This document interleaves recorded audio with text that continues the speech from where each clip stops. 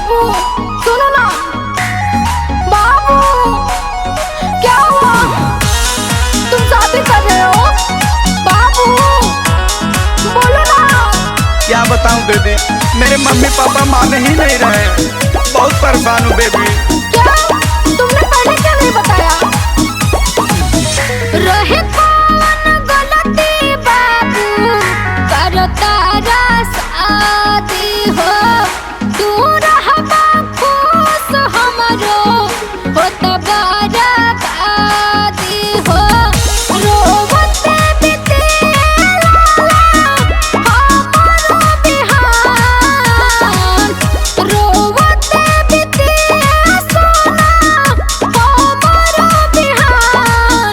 मानी तो हो के परान लाग मरिए जाइब जान, चूर होता आरमान लाग मरिए जाइब जान।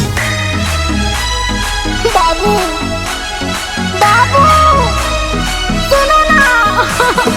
बाबू आंखें गलती क्या थी मेरी?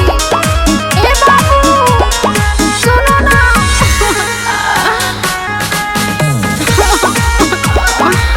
बाबू प्लीज यार, सॉरी बाबा, मैं हमेशा तुम्हारा ही रहूंगा यार।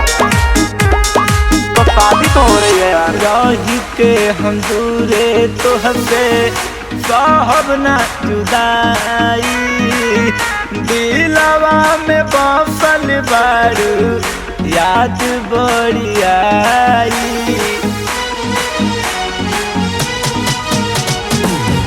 तोहरा ला सनहिया हमसे यह बेला रुआई, होह के दूर तोह से बिटू रहलो न जाई।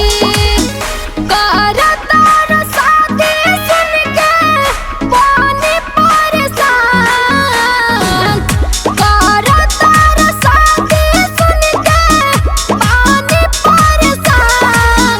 मानी तो हो के परान लाग मरिए जाइब जान, चूर होता आरमान लाग मरिए जाइब जान।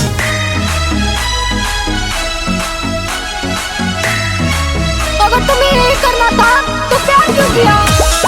बाबू बोलो ना, एक बार तो बोल दो।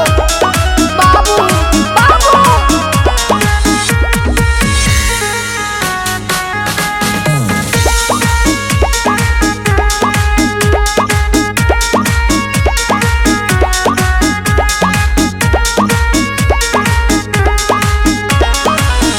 रहली नहीं खेराजी गलती बाड़े माई बाप के, लोरवा बहावतानी मेहदी के छाप के।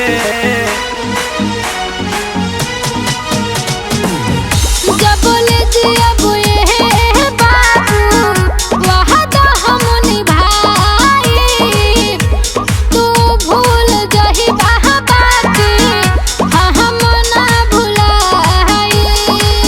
मिथुन हो मोहब्बत कैनी भइनी बदनाम, मिथुन हो मोहब्बत कैनी भइनी बदनाम। मानी तो हो के परान लाग मरिए जाइब जान, चूर होता आरमान लाग मरिए जाइब जान।